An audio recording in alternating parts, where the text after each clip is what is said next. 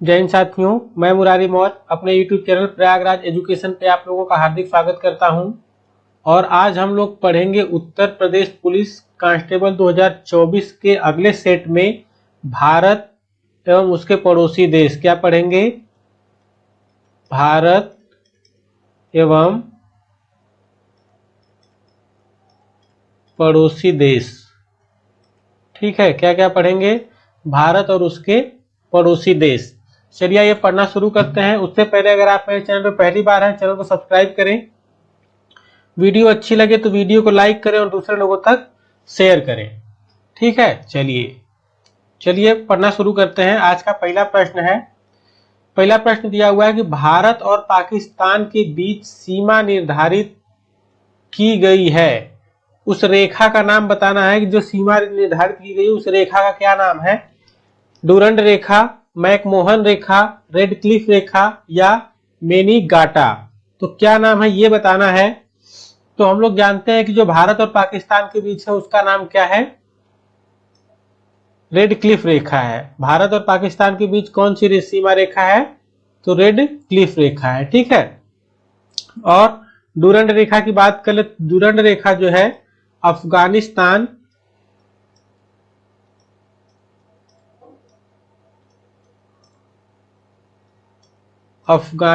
और किसके मध्य है? तो ये अफगानिस्तान और पाकिस्तान के मध्य है। ठीक है, अफगानिस्तान और पाकिस्तान के मध्य है।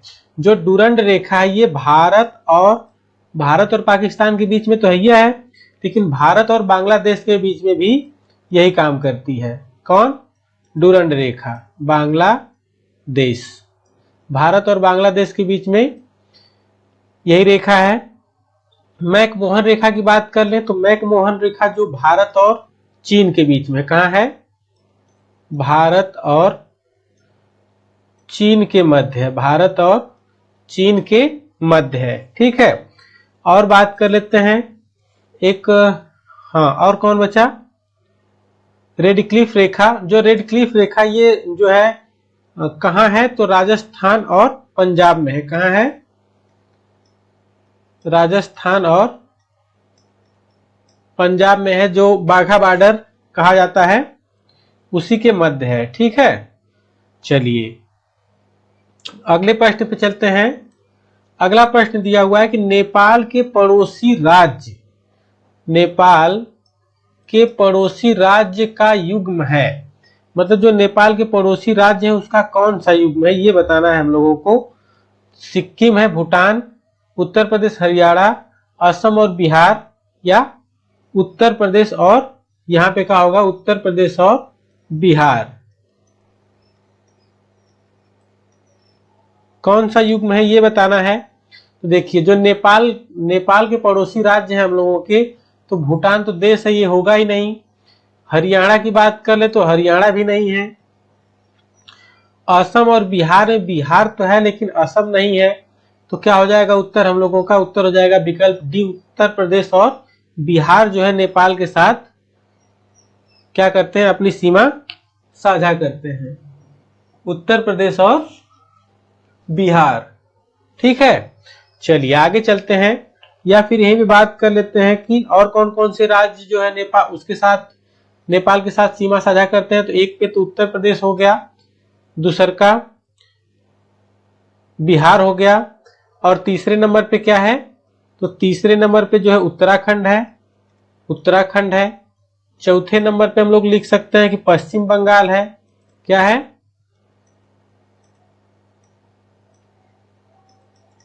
पश्चिम बंगाल है। और पांचवें नंबर पे लिख लें तो पांचवें नंबर पे कौन है? तो सिक्किम है। कौन है? सिक्किम है। ठीक है। और नेपाल जो है, नेपाल की बात कर ले तो नेपाल अपने आप को जो है हिंदू राष्ट्र घोषित किया। क्या किया है? हिंदू राष्ट्र घोषित किया है। राष्ट्र घोषित किया है, हिंदू राष्ट्र घोषित किया है। और यहाँ पे हिंदुओं की जो आबादी है वो कितनी है? तो वो जो है 80% है। कितनी है? 80% है। ठीक है। चलिए आगे चलते हैं। अगला प्रश्न देखते हैं हम लोग क्या है। प्रश्न संख्या 3 दिया हुआ है कि भारत की किस देश के साथ सबसे छोटी सीमा रेखा है। सबसे छोटी सीमा रेखा किस देश के साथ है ये बताना है। तो पाकिस्तान के साथ है, बांग्लादेश के साथ है, अफगानिस्तान के साथ है या भूटान के साथ है।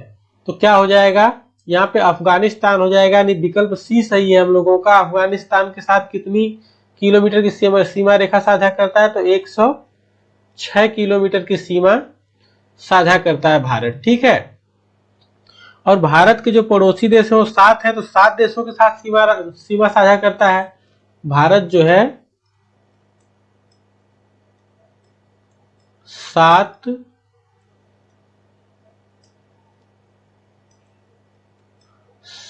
देशों के साथ 7 देशों के साथ सीमा साझा करता है। क्या करता है,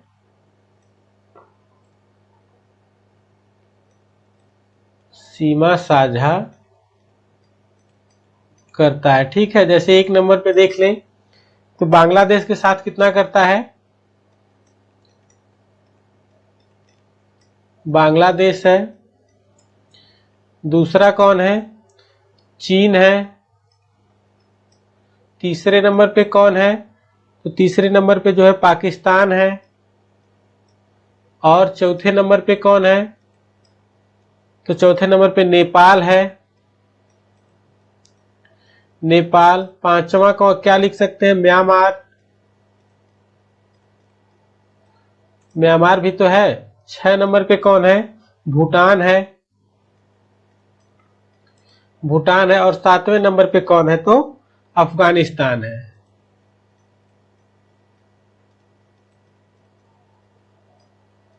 अफगानिस्तान है। तो ये बताना है कि ये जो है सभी कितनी कितनी अपनी किलोमीटर की रेखाएं साझा करते हैं। ठीक है, तो देखिए जो बांग्लादेश है ये 4096 किलोमीटर की सीमा रेखा साझा करता है, 4096 किलोमीटर। चीन जो है, चाइना, ये 3488 किलोमीटर करता है। कितना करता है, 3488 किलोमीटर करता है।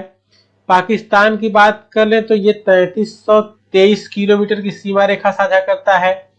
और नेपाल की बात कर ले तो नेपाल जो है 1751 किलोमीटर करता है। कितना करता है, 1751 किलोमीटर की सीमा साझा करता है। यही म्यांमार जो है, 1643 किलोमीटर करता है, 1643 किलोमीटर। भूटान की बात कर ले तो भूटान जो है 699 किलोमीटर की सीमा साझा करता है। और अफगानिस्तान आप लोगों ने देखा ही है कि 106 किलोमीटर साझा करता है, जो कि हम लोगों के प्रश्न का उत्तर है। ठीक है, चलिए आगे चलते हैं और ये बता दें कि जो 7 देशों के साथ कुल सीमा, 7 देशों के साथ कुल सीमा जो है, कुल सीमा कितना साझा करता है, तो 15,200 किलोमीटर। कितना करता है, 15,200 किलोमीटर साझा करता है। ठीक है, चलिए आगे चलते हैं अगले प्रश्न। प्रश्न संख्या 4 दिया हुआ है। प्रश्न 4 कह रहा है कि भारत और श्रीलंका के मध्य कौन जलडमरू मध्य है। क्या है यहाँ पे, भारत होना चाहिए, भूटान हो गया है।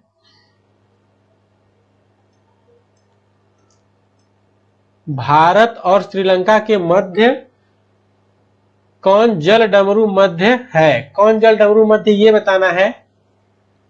तो पाक जल संधि है, बाब अलमेड है, जिब्राल्टर है, या इनमें से कोई नहीं है। तो बात कर ले जो भारत और श्रीलंका के मध्य है, ऐसे जैसे भारत बना लेते हैं यहाँ पे। ठीक है, जैसे ये भारत है और ये श्रीलंका है, तो इसी बीच में क्या है, एक पाक जल संधि है। क्या है, पाक जल संधि है, जिसका क्या नाम है, जो क्या करती है, भारत और श्रीलंका के बीच क्या है, या मध्य में जल डमरू मध्य कहलाता है, उसी का क्या नाम है, पाक जल संधि नाम है। ठीक है, और यहीं पर है मन्नार की खाड़ी। मन्नार की खाड़ी भी यही है, और मन्नार की खाड़ी में जो है समुद्री गाय पाई जाती है। क्या पाई जाती है, समुद्री गाय पाई जाती है। उसका क्या नाम है समुद्री गाय का, तो डयू गंगा बोलते हैं उसे, डयू गांग बोलते हैं, डयू गांग बोलते हैं। ठीक है, चलिए इतना आप समझ गए। यहाँ पे है पाक जल संधि जो भारत और श्रीलंका के मध्य है, और यहाँ पर मन्नार की खाड़ी है। चलिए अगले प्रश्न पे चलते हैं। अगला प्रश्न, प्रश्न संख्या 5। प्रश्न 5 दिया हुआ है कि भारत की जलीय सीमा कितनी है। भारत की जलीय सीमा कितनी है ये बताना है। तो 7516 किलोमीटर है, 7516 किलोमीटर, या 15200 किलोमीटर, या 5422 किलोमीटर है, या 1962 किलोमीटर है। ठीक है, तो यहाँ पे क्या उत्तर हो जाएगा। जैसे भारत की जलीय सीमा की बात कर ले तो यहाँ पे भारत बनाते हैं, तो ये जैसे ऐसे हो गया हम लोगों का भारत। तो यहाँ पे जलीय सीमा कौन कौन सा साझा करता है, तो यहाँ पे कौन करता है, गुजरात। कौन है, गुजरात है। फिर उसके नीचे यहाँ पे मान लेते हैं कि महाराष्ट्र है। महाराष्ट्र के बाद छोटा सा कौन है, तो गोवा है, गोवा है। फिर गोवा के बाद क्या है, तो गोवा के बाद जो है कर्नाटक है। कर्नाटक के बाद यहाँ तक कौन है, तो केरल है। कौन है, केरल है। फिर इधर से आ जाए तो इधर जो है तेलंगाना है। कौन है, तेलंगाना है। फिर ऊपर चलते हैं तो आंध्र प्रदेश है। कौन है, आंध्र प्रदेश। उसके ऊपर इधर कौन है, इधर उड़ीसा है। कौन है, उड़ीसा है। यही लोग जो है जलीय सीमा साझा करते हैं। ठीक है, और इधर ऊपर थोड़ा सा और चले जाएंगे तो इधर हमारा पश्चिम बंगाल है। क्या है, पश्चिम बंगाल है। ये लोग क्या करते हैं, इतने देश क्या करते हैं, जलीय सीमा साझा करते हैं। तो क्या हो जाएगा उसका उत्तर 7516 किलोमीटर, यानी विकल्प ए सही है। अभी हम लोग पीछे पढ़ के आए कि जो 15200 ये क्या है, स्थल की सीमा है, स्थल की सीमा है। और 1962 किलोमीटर जो है, 1962 ये सिर्फ अंडमान निकोबार की है। किसकी है, अंडमान एवं निकोबार की है। अंडमान और निकोबार की अकेली जो जल सीमा है वो कितनी है, 1962 है। ठीक, चलिए अगले प्रश्न पे चलते हैं। अगला प्रश्न दिया हुआ है कि भारत का सबसे छोटा राज्य, ये प्रश्न पूछा है, भारत का सबसे छोटा राज्य गोवा, सिक्किम, नागालैंड या तेलंगाना। तो इसका उत्तर क्या हो जाएगा, गोवा हो जाएगा। गोवा में बात करें तो इसके 2 जिले हैं, उत्तरी गोवा और दक्षिणी गोवा। क्या है, दक्षिणी गोवा यही है। और क्या है, सबसे छोटा राज्य। ठीक है, और सबसे कम आबादी कहां पे है, तो सबसे कम आबादी सिक्किम में है। क्या है, सबसे कम आबादी जो है ये सिक्किम में है। ठीक है, और सबसे ज्यादा आबादी कहां है, तो ये यूपी में है, लगभग 19.98 करोड़ है। ठीक, यानी कि इसको अगर लगभग में लिखा जाए तो 20 करोड़ के आसपास है यूपी की आजादी। चलिए अगले प्रश्न पे चलते हैं। अगले प्रश्न पे बात करें, प्रश्न संख्या 7 दिया हुआ कि पाकिस्तान का राष्ट्रीय खेल, पाकिस्तान का राष्ट्रीय खेल क्या है ये बताना है। तो हॉकी है, वॉलीबॉल है, क्रिकेट है या टेनिस है। तो उत्तर क्या हो जाएगा, तो उत्तर हो जाएगा हॉकी है। पाकिस्तान का राष्ट्रीय खेल क्या है, हॉकी है, जो अपने यहाँ वही कहाँ है, पाकिस्तान का भी है। ठीक है, वॉलीबॉल की बात कर लेते हैं तो वॉलीबॉल जो है श्रीलंका और कहाँ खेला जाता है? तो नेपाल में खेला जाता है। श्रीलंका और नेपाल में क्या खेला जाता है? वॉलीबॉल खेला जाता है। क्रिकेट की बात करें तो क्रिकेट जो है ऑस्ट्रेलिया में खेला जाता है। ऑस्ट्रेलिया का राष्ट्रीय खेल है और इंग्लैंड का है। कहाँ का है? ऑस्ट्रेलिया और इंग्लैंड का राष्ट्रीय खेल क्या है? क्रिकेट है। श्रीलंका और नेपाल का वॉलीबॉल है। पाकिस्तान और भारत का राष्ट्रीय खेल क्या है? हॉकी है। और यहीं पे बात कर लेते हैं थोड़ा सा अलग, टेबल टेनिस कहाँ का है?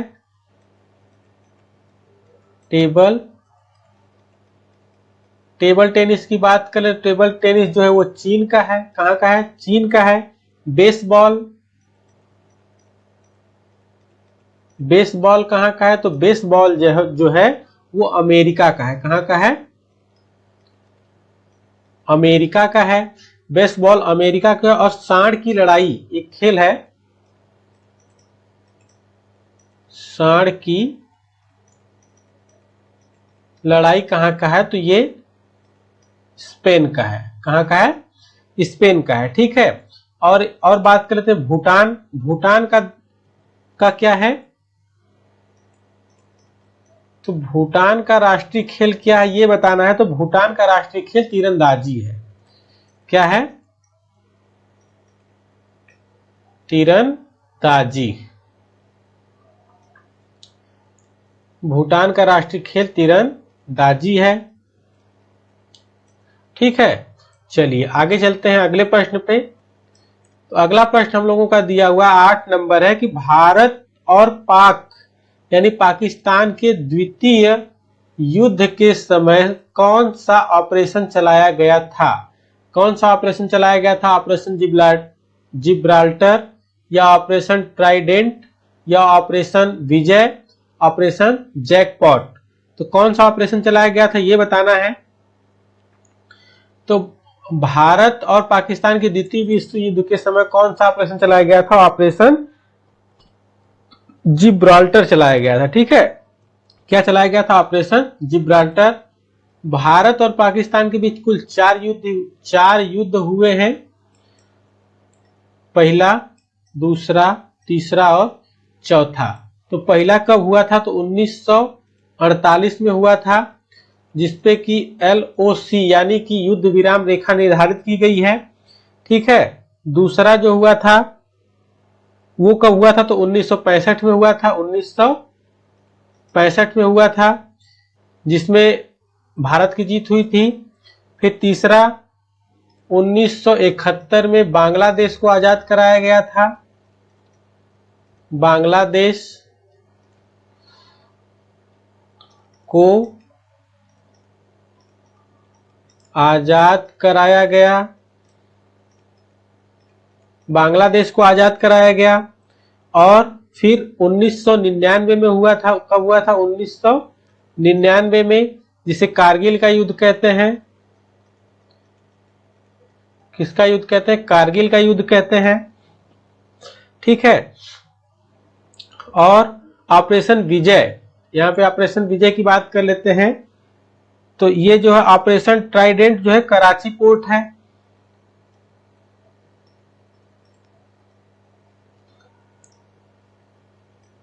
ऑपरेशन विजय की बात करते हैं तो ऑपरेशन विजय को देखिए।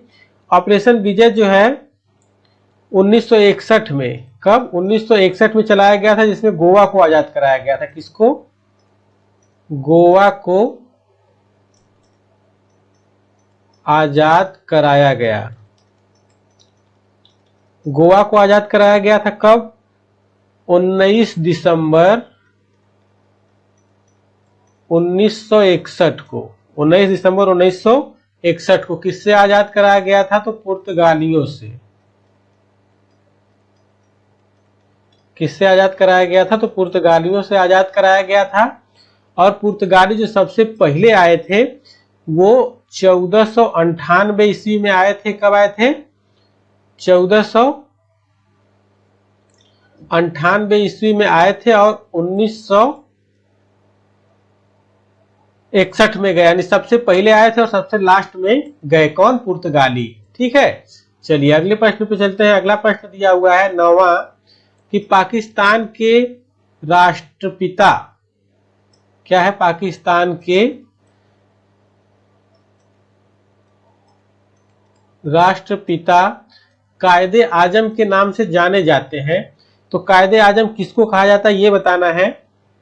मोहम्मद इकबाल, मोहम्मद अली जिन्ना, सलीमुल्लाह खां या चौधरी रहमत अली।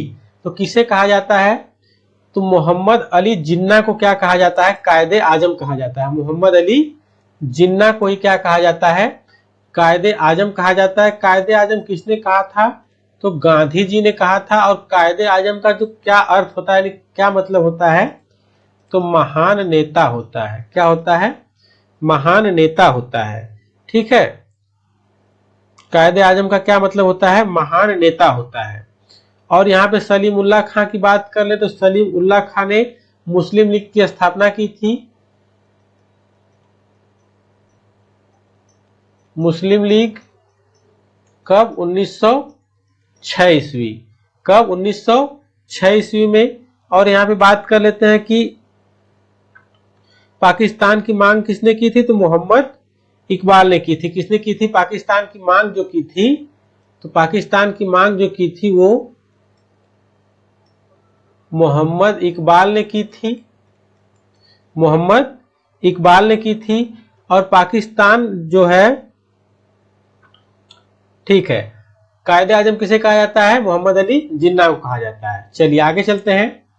अगला प्रश्न है प्रश्न संख्या 10 कि मजलिस ए शूरा किस देश की संसद का नाम है। मजलिस ए शूरा किस देश की संसद का नाम है ये बताना है। पाकिस्तान, अफगानिस्तान, बांग्लादेश या चीन। किस देश की संसद का नाम है, तो ये पाकिस्तान की संसद का नाम है। और इसका एक नाम और है, नेशनल असेंबली। क्या है, नेशनल असेंबली है, नेशनल असेंबली है। अफगानिस्तान की बात कर लें तो अफगानिस्तान की संसद का नाम सिर्फ शूरा है। ध्यान रखना, मजलिस ए शूरा पाकिस्तान, सिर्फ शूरा की बात करें तो अफगानिस्तान। बांग्लादेश की बात करते तो जातीय संसद, क्या हो जाएगा, जातीय संसद हो जाएगा। और चीन की बात करें तो नेशनल पीपल्स कांग्रेस, क्या बोला जाता है, नेशनल पीपुल्स कांग्रेस होता है। क्या होता है, नेशनल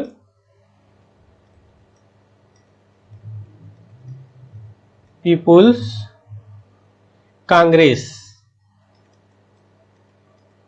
क्या हो जाएगा, नेशनल पीपुल कांग्रेस हो जाएगा। और चीन के बारे में बात कर ले तो चीन जो है 1949 में आजाद हुआ था। कब आजाद हुआ था, 1949 में आजाद हुआ था।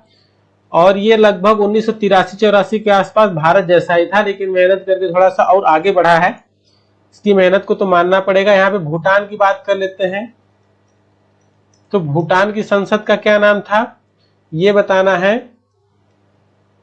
तो सोगडू, क्या है, सोगडू। ठीक है, चलिए आगे चलते हैं। अगला प्रश्न प्रश्न संख्या 11 है कि विश्व का कौन सा वह एकमात्र देश है जिसने स्वयं को हिंदू राष्ट्र घोषित किया है। क्या किया है, हिंदू राष्ट्र घोषित किया। अभी पीछे हम बताए हैं कौन है, नेपाल है। हम लोग पीछे इस पे चर्चा किए हैं, कौन है ये, नेपाल है। ठीक है, चलिए आगे चलते हैं। अगला प्रश्न है कि 1816 ईस्वी में अंग्रेजों और किसके मध्य सुगौली की संधि हुई थी। अंग्रेजों और किसके मध्य सुगौली की संधि हुई थी ये बताना है। तो श्रीलंका, बांग्लादेश, म्यांमार या नेपाल। तो किसके साथ हुई थी, नेपाल के साथ हुई थी सहायक संधि।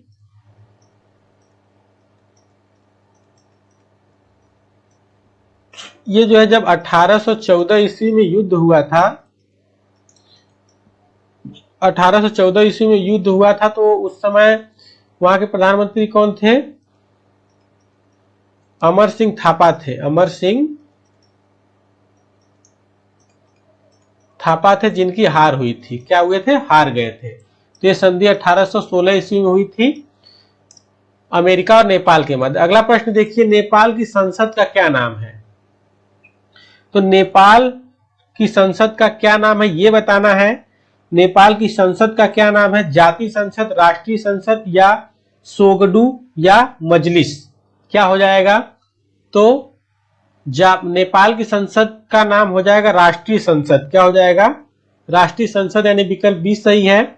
इस राष्ट्रीय संसद को जो है राष्ट्रीय पंचायत भी कहते हैं। क्या कहते हैं? राष्ट्रीय पंचायत भी कहते हैं। जातीय संसद जो है कहाँ की है? तो अभी पीछे मैंने बताया है, ये बांग्लादेश की है। बांग्लादेश की है। सोडगू कहाँ की है? इसे भी बताया गया, भूटान की है। कहाँ की है? भूटान की है। मजलिस की बात करें तो ये कहाँ की है? मालदीव की है। मालदीव की राजधानी कहाँ है? ये आप लोग कमेंट कर सकते हैं। चलिए अगला प्रश्न देखिए, प्रश्न संख्या 14 दिया हुआ है। भारत और चीन के बीच, भारत और चीन के बीच होगा, यहाँ पे क्या होगा? चीन के बीच पंचशील समझौता कब हस्ताक्षरित हुआ? कब हस्ताक्षरित हुआ था? 1949, 1962 या 1954? कब हुआ था? भारत और चीन के बीच पंचशील समझौता कब हुआ था? तो यहाँ पे पंचशील की बात कर लेते हैं। पंचशील क्या क्या थे? एक अखंडता, दूसरा अनाक्रमण, क्या? अनाक्रमण। और तीसरा क्या है? हस्तक्षेप। तीसरा क्या हो जाएगा? अहस्तक्षेप।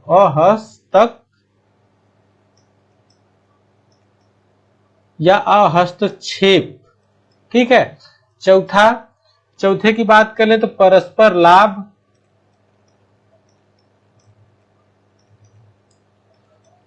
लाभ, और पांचवें की बात कर ले तो संप्रभुता। ठीक है। ये क्या है? यही पंचशील समझौते हुए थे। और ये कब हुआ था? तो 1954 ईस्वी में हुआ था। कब हुआ था? 1954 ईस्वी में हुआ था। यहाँ पे 1949 की बात करें तो तिब्बत पर कब्जा किया था चीन ने।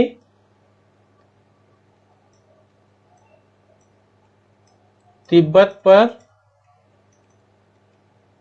कब्जा किया था किसने? चीन ने किया था तिब्बत पर कब्जा। और तिब्बत पे कौन था? तो दलाई लामा था। कौन था? दलाई लामा था। तो ये दलाई लामा जो जब 1959 में लड़े दलाई लामा, फिर 1959 में भाग के कहां आए? तिब्बत से भारत आए। कहां आए? भारत आए। तो उसी समय जो है चाइना ने कहा था कि क्या होगा, दलाई लामा को क्यों शरण दी है? तो भारत सरकार ने जो कुछ भी कहा कि हम देंगे। तो फिर आगे चल के 1962 ईस्वी में चीन के साथ युद्ध हुआ था। ठीक है। यानी चीन ने हम लोगों पे हमला कर दिया था। चलिए आगे चलते हैं। अगला प्रश्न है प्रश्न संख्या 15 की निम्न में से कौन भारत और चीन के बीच विवादित स्थल नहीं है? क्या है? विवादित स्थल नहीं है। तो डोकलाम तो है, गलवान है, गलवान घाटी में भी हुआ ही था, डोकलाम में हुआ ही था हमला। डेप्सांग मैदान तो क्या है? लिपुलेख दर्रा नहीं है, यानी लिपुलेख दर्रा हम लोगों का सही है, यानी विकल्प डी सही है। ठीक है। विकल्प डी के बारे में बात करें, जब लिपुलेख दर्रा आ ही गया तो लिपुलेख दर्रा कहाँ है? तो ये जो है उत्तराखंड में है। कहाँ है? उत्तराखंड में है। उत्तराखंड में और कौन दर्रा है? तो नीति दर्रा है, माना दर्रा है। ये सब दर्रे कहाँ है? लिपुलेख दर्रा है, कहाँ है? ये सब उत्तराखंड में है। वहीं बगल में बात कर लेते हैं हिमाचल प्रदेश की। तो हिमाचल प्रदेश में कौन दर्रा है? रोहतांग दर्रा है। क्या है?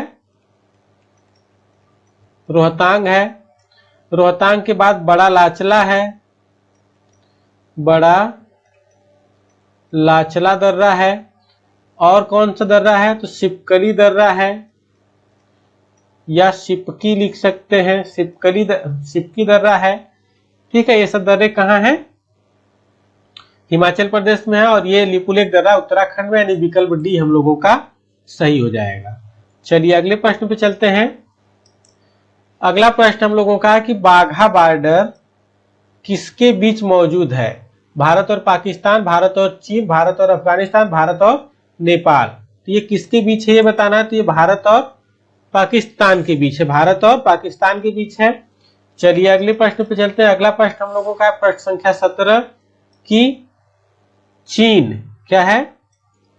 चीन के खिलाफ भारत की भूमि सीमा पर कौन सा सुरक्षा या कौन सी सुरक्षा तैनात रहता है या रहती है? ठीक है, कौन सा सुरक्षा बल तैनात रहता है ये बताना है हम लोगों को। तो कौन तैनात रहता है? तो यहाँ पे बीएसएफ, आईटीबीपी, एसएसबी या असम राइफल। तो कौन तैनात रहता है? तो आईटीबीपी रहती है, आईटीबीपी रहती है। आइए इनकी स्थापना की बात कर लेते तो बीएसएफ की स्थापना 1965 ईस्वी में हुई थी। आईटीबीपी की स्थापना कब हुई थी? तो 1962 में हुई थी। और एसएसबी की बात करें तो एसएसबी जो है 1963 में स्थापित की गई थी। और असम राइफल की बात कर ले तो असम राइफल जो है 1835 में स्थापित की गई थी। अब यहीं पे छूटा सीआरपीएफ। तो सीआरपीएफ की स्थापना कब हुई थी? तो 1939 ईस्वी में हुई थी। कब हुई थी? 1939 ईस्वी में हुई थी। क्यों हुई थी? नक्सलवाद से निपटने के लिए। नक्सलवाद से नक्सल क्यों हुई थी? तो नक्सलवाद से निपटने के लिए की गई थी। बीएसएफ जो है कहां कहां है? तो बांग्लादेश, पाकिस्तान और अफगानिस्तान बॉर्डर पे ड्यूटी करती है। कौन है? बीएसएफ की बात करें तो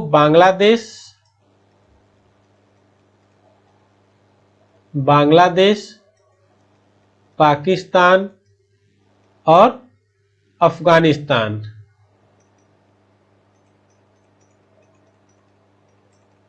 अफगानिस्तान बॉर्डर पे रहती है। आईटीबीपी चीन में हो गई। आईटीबीपी कहां है? चाइना बॉर्डर पे है। एसएसबी जो है नेपाल और भूटान पे है। कहां है? नेपाल और भूटान बॉर्डर पे रहती है। सबसे ज्यादा खुला हुआ बॉर्डर यही है। और असम राइफल जो है कहां है? तो म्यांमार में है। तभी जो है नेपाल और भूटान बॉर्डर से चले आए थे। क्या नाम था उसका? सीमा हैदर। भारत आ गई है। ठीक है, चलिए आगे चलते हैं। अगला प्रश्न हम लोगों का है प्रश्न संख्या 18 कि श्रीलंका की सबसे लंबी नदी कौन सी है?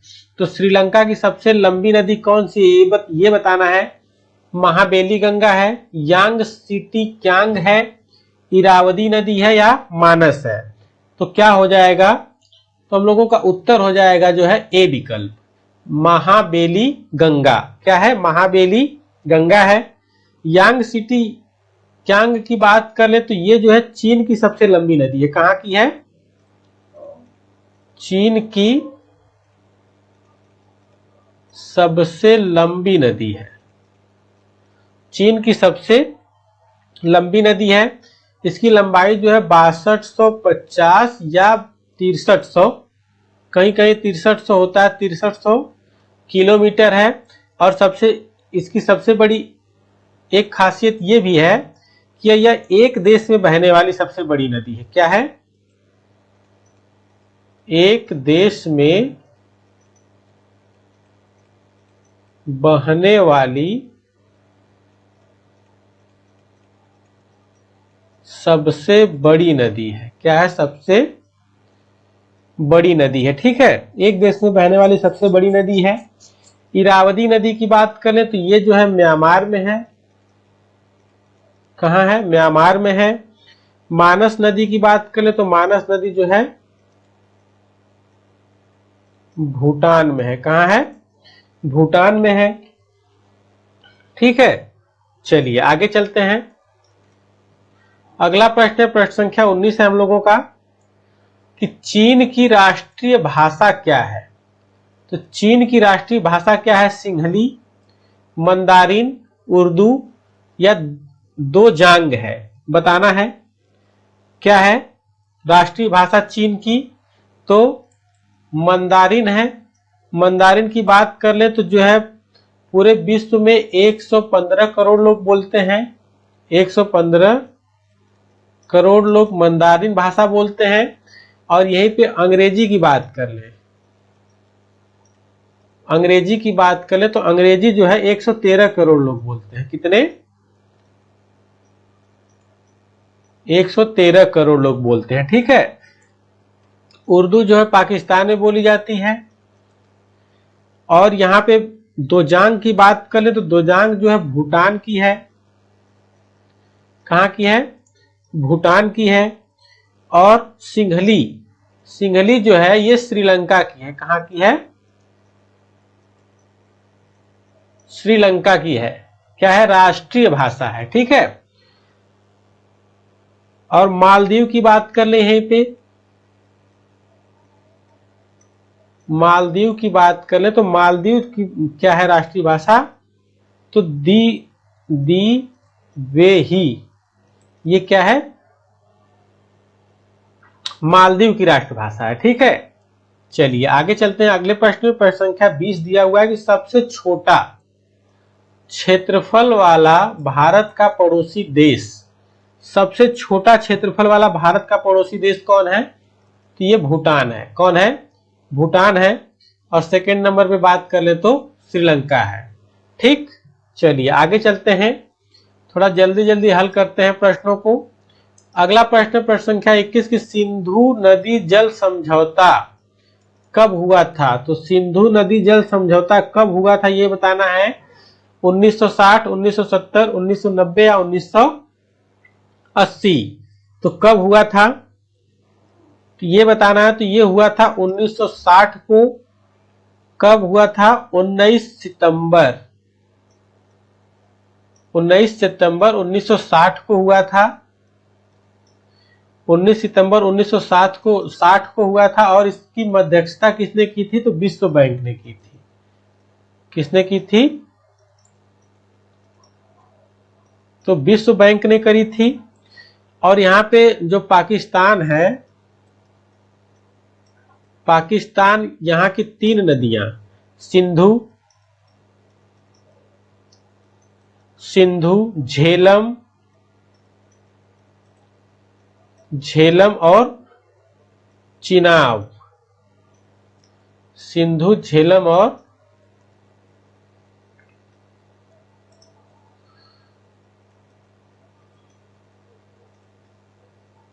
चिनाब नदी का कितना प्रतिशत पानी यूज करता है? तो ये 80% जो है पाकिस्तान करता है और इसका 20% भारत करता है। ठीक है। और जो इधर की 3 नदियां हैं, यहां पे भारत की बात कर लें तो भारत जो है 3 नदियां हैं। कौन कौन सी है? रावी है। कौन सी नदी है? तो रावी नदी है, व्यास है, व्यास नदी और सतलज नदी है। इन 3 नदियों का पानी जो है, इन 3 नदियों का पानी जो है भारत यूज करता है। ठीक है। चलिए आगे चलते हैं। अगला प्रश्न है कि वर्मा को आजाद कब किया गया? वर्मा को आजाद कब किया गया? 1937, 1938, 1939 या 1940? कब किया गया? तो वर्मा मतलब ये लिख सकते हैं म्यांमार। क्या कहते थे वर्मा को पहले? वर्मा को अभी क्या कहते हैं?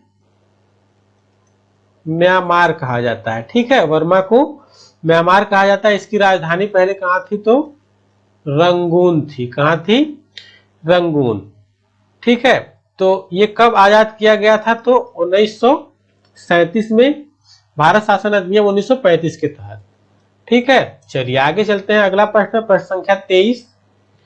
प्रश्न 23 की बात कर लेते हैं। तो बांग्लादेश के राष्ट्रपिता कौन है? बांग्लादेश के राष्ट्रपिता कौन है? शेख इनका नाम शेख मुजीब नहीं है, इनका नाम था शेख मुजीब।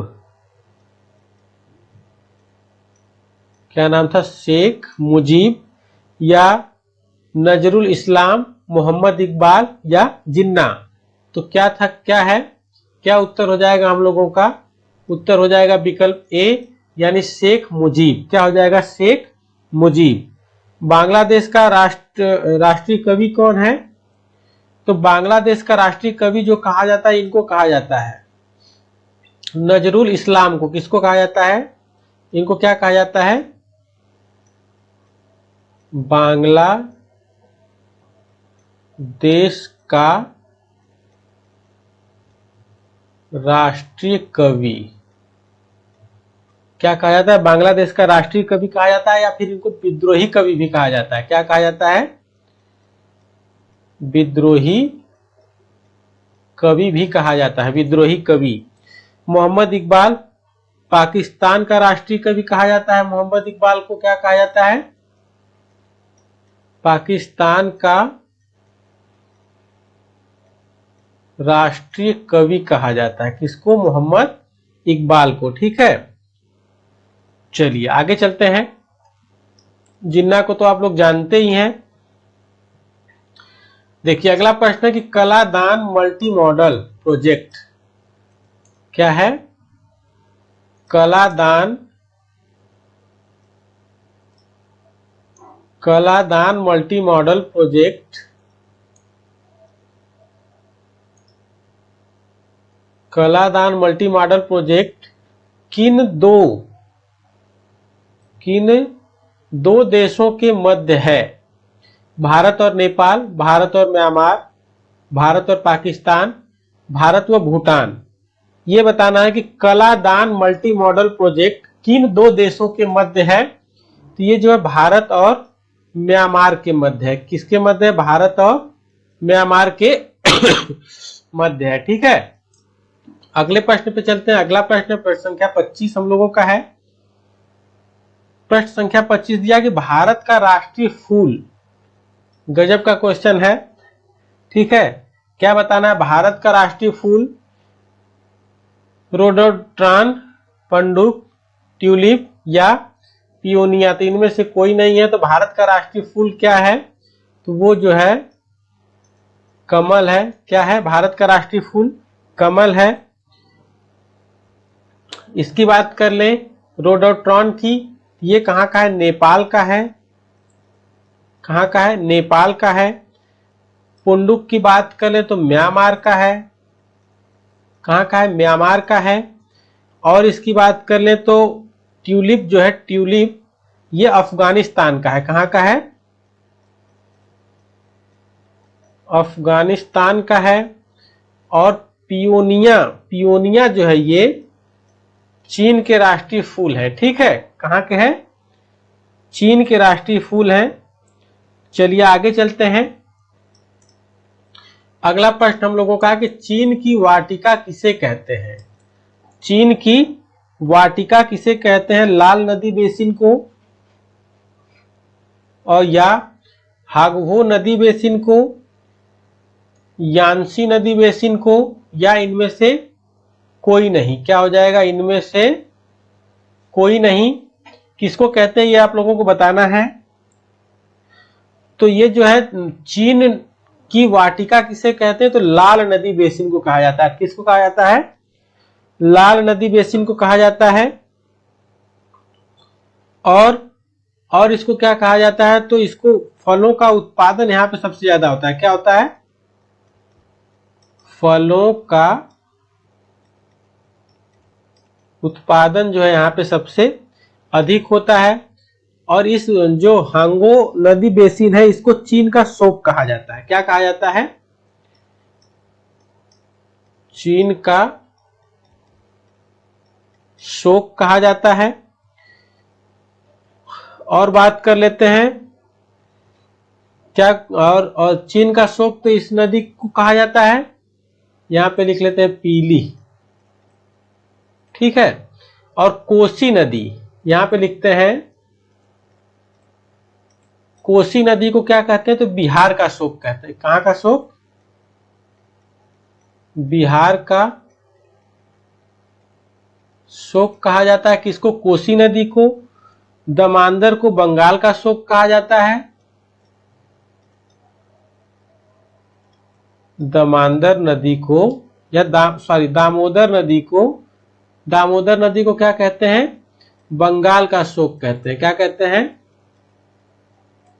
बंगाल का शोक कहा जाता है। और मसालों का बगीचा कहाँ है? तो केरल को क्या कहते हैं? मसालों का बगीचा कहा जाता है। ठीक है, क्या कहा जाता है? मसालों का बगीचा। चलिए चलते हैं अगले प्रश्न पे। अगला प्रश्न हम लोगों का दिया हुआ है प्रश्न संख्या 27 की भारत और पाकिस्तान के बीच कितनी ट्रांस बॉर्डर ट्रेनें चलती हैं? ठीक है, कितनी ट्रांस बॉर्डर ट्रेनें चलती हैं ये बताना है। तो कितनी ट्रेनें चलती हैं? तो 2 चलती हैं। कितनी चलती हैं? 2। एक का नाम है धार और दूसरी का नाम है समझौता। क्या नाम है? समझौता एक्सप्रेस। ठीक है, चलिए आगे चलते हैं। अगला प्रश्न है प्रश्न संख्या 28। प्रश्न संख्या 28 में दिया हुआ है कि भारत और बांग्लादेश के मध्य कौन सी ट्रांस बॉर्डर ट्रेन संचालित होती है? तो कौन सी ट्रांस बॉर्डर ट्रेन संचालित होती है ये बताना है। बंधन एक्सप्रेस होती है, मिताली एक्सप्रेस ये भी होती है, मैत्री एक्सप्रेस ये भी होती है। यानी ये सभी ट्रेनें कहाँ चलती हैं? भारत और बांग्लादेश के बीच चलती है। ठीक है, चलिए अगले प्रश्न पे चलते हैं। अगला प्रश्न प्रश्न संख्या 29 आज का है कि क्या दिया हुआ है? आतंकवाद। इसको मैं फिर से लिख देता हूं।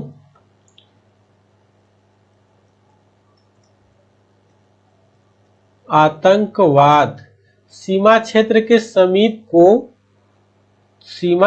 के समीप यानी आतंकवाद को कम करने, बहुत गलती है, कम करने के लिए भारत और किस देश की सेना ने मिलकर ऑपरेशन सनराइज शुरू किया था? ऑपरेशन सनराइज शुरू किया था। भारत और किस देश की सेना ने मिलकर क्या किया था? ऑपरेशन सनराइज शुरू किया था। तो ये बताना है हम लोगों को। चीन, नेपाल, म्यांमार या बांग्लादेश। तो किसने शुरू किया था? तो म्यांमार ने शुरू किया था। किसने शुरू किया था? तो म्यांमार ने शुरू किया था। चलिए चलते हैं अगले प्रश्न पे। अगला प्रश्न है प्रश्न संख्या 30 कि भारत के किस प्रदेश की सीमाएं क्रमशः नेपाल, भूटान एवं चीन से मिलती हैं? भारत के किस देश की सीमाएं क्रमशः नेपाल, भूटान और चीन से मिलती है ये बताना है। पश्चिम बंगाल, सिक्किम, मेघालय या अरुणाचल प्रदेश। तो इसमें क्या हो जाएगा? तो इसका विकल्प बी हो जाएगा। यानी सिक्किम की रेखाएं जो है, सिक्किम की सीमाएं जो है क्रमशः नेपाल, भूटान और चीन तीनों से मिलती हैं। यही पश्चिम बंगाल की बात कर ले तो पश्चिम बंगाल जो है नेपाल, कहां? नेपाल, भूटान, और बांग्लादेश इन तीनों से मिलती हैं। ठीक है, चलिए अगले प्रश्न पे चलते हैं। अगला प्रश्न दिया हुआ है कि भारत का अपने पड़ोसी देशों के मध्य अंतरराष्ट्रीय सीमा के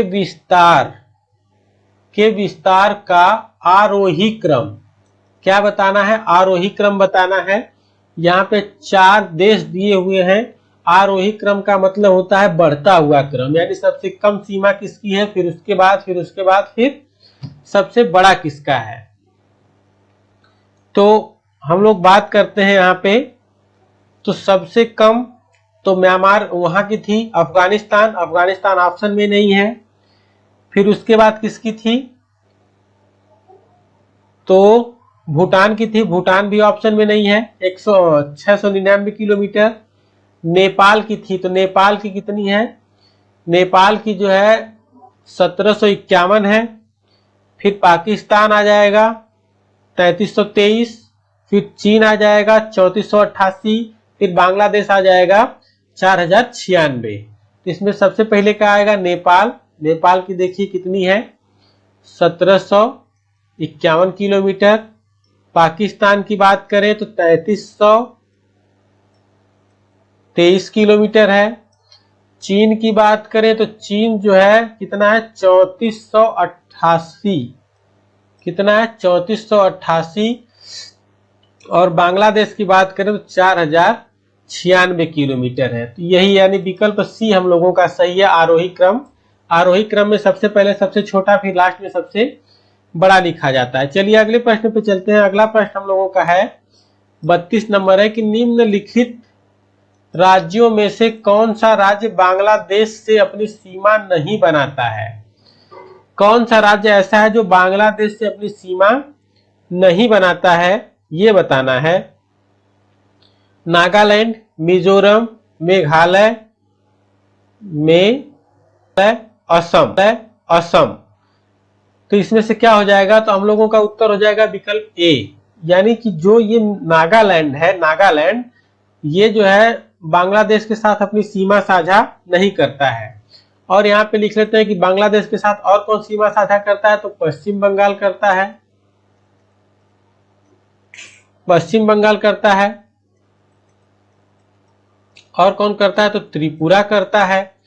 और त्रिपुरा तो बांग्लादेश से 3 तरफ से घिरा हुआ है। क्या है, बांग्लादेश से,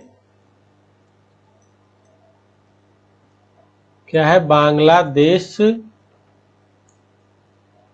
से 3 तरफ से